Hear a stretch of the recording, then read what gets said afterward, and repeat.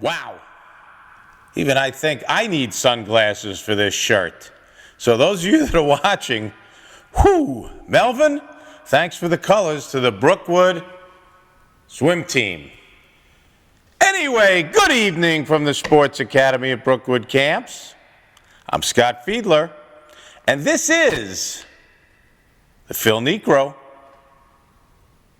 Tony Esposito, or for you youngsters, the Kevin Durant episode. That would be number 35. Now to the show.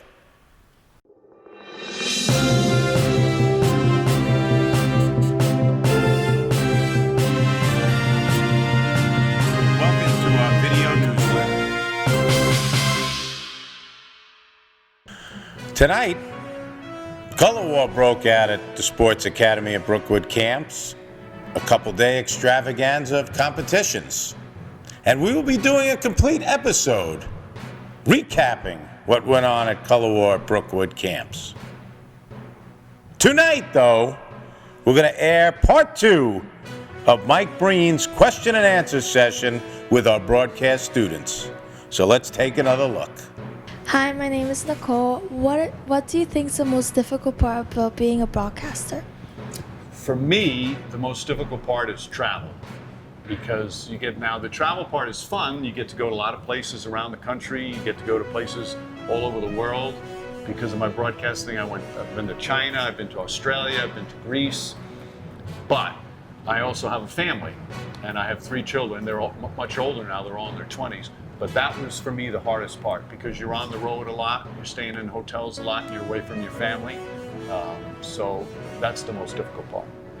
Thanks, Nicole. My name is Sahil, and I live in New York. What's your favorite team, player, and sport? How old are you?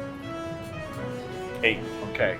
When I was your age, when I was 8 years old, I fell in love with the Knicks, because that was the year they won their first championship. And they had, somebody mentioned him earlier, Clyde. His name is Walt Frazier. They had Willis Reed, Dave DeBusschere, Bill Bradley, Dick Barnett. Earl Monroe came a few years later. But those were my favorite players. That's one of the reasons I fell in love with basketball, because I watched that team. And the reason they were so good was because they played together.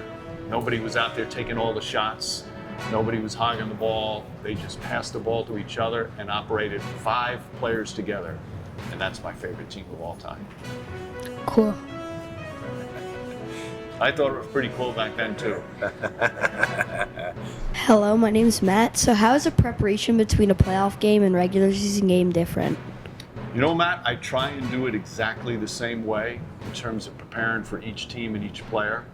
The one thing you do differently in the playoffs, in the regular season, you'll talk about the whole team's season, or maybe the week or 2 before, and how the team is playing.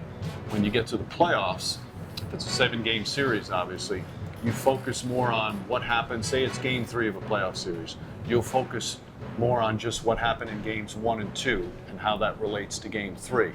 Whereas you wouldn't really talk about much about the regular season during the playoffs. It's all about that particular series and the roles that players are having, the matchups in that particular series.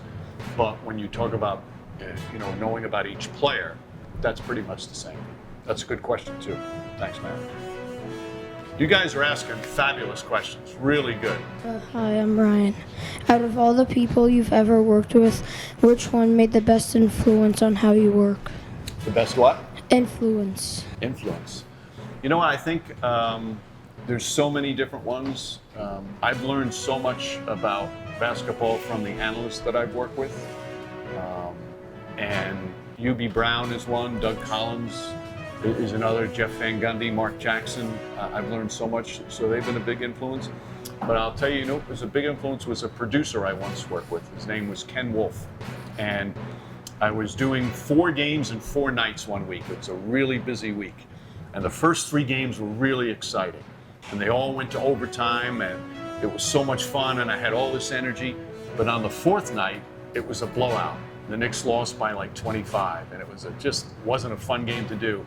And I was kind of, just not as excited as I should be. And he called me up, this producer Ken Wolf, and he said, hey, I only watched one game you did this week.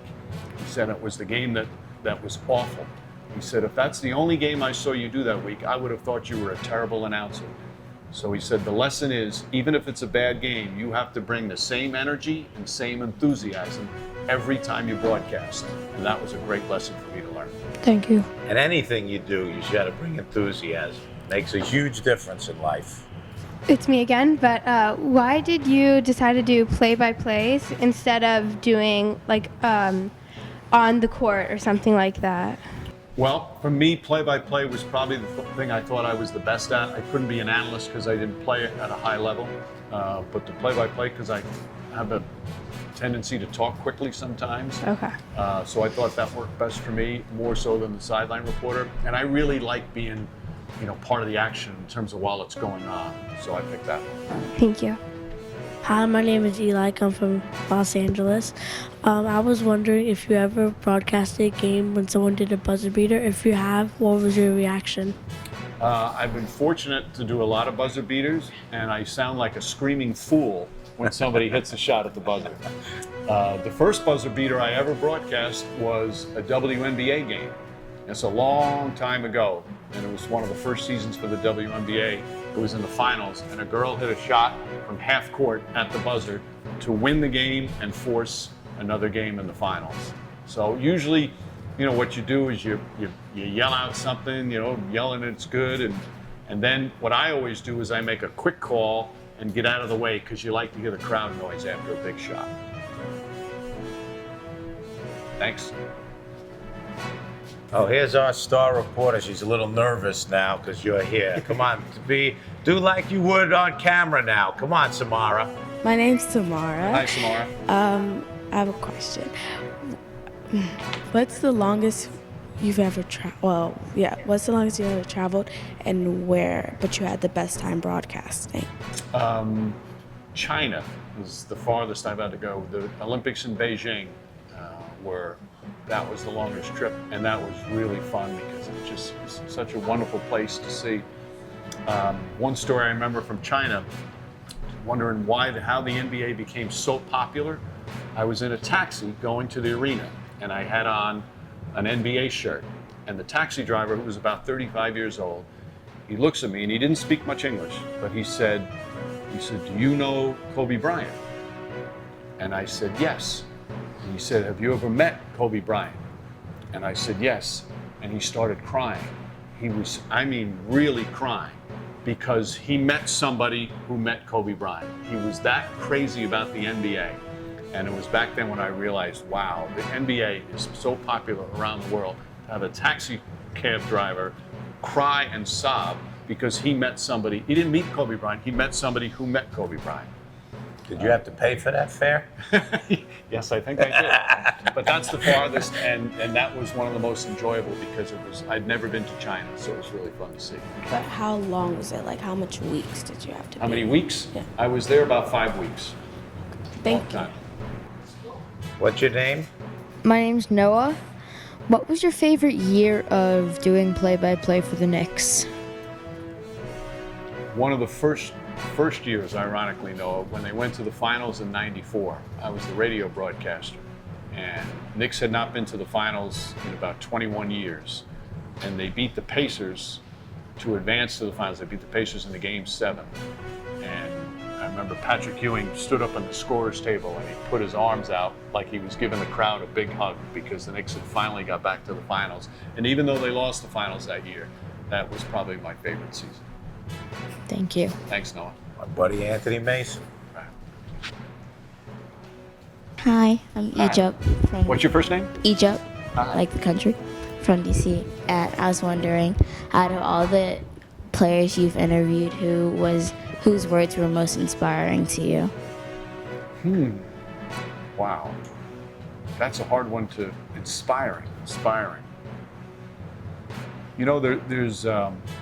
There's been a lot of players over the years who dealt with tragedy in their family, and the way their strength and how they overcome that. I'm trying to think of one in particular that would work.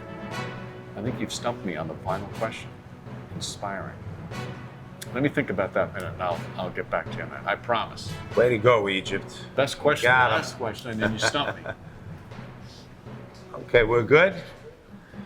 Well, Mike, thanks for being here. We really appreciate it. I think we had some great questions from Excellent. the kids, and I know they've enjoyed it. And hopefully now they'll get to hang with you, talk, get a few autographs, hear a few bangs. I didn't even realize that was something that I must miss that every time I watch. I think I'm paying more attention to Van Gundy and UV Brown then.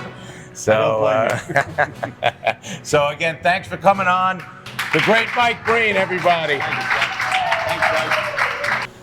Good evening from the Sports Academy at Brookwood Camps. I'm Scott Fiedler. We'll see you all again tomorrow for another terrific day of camping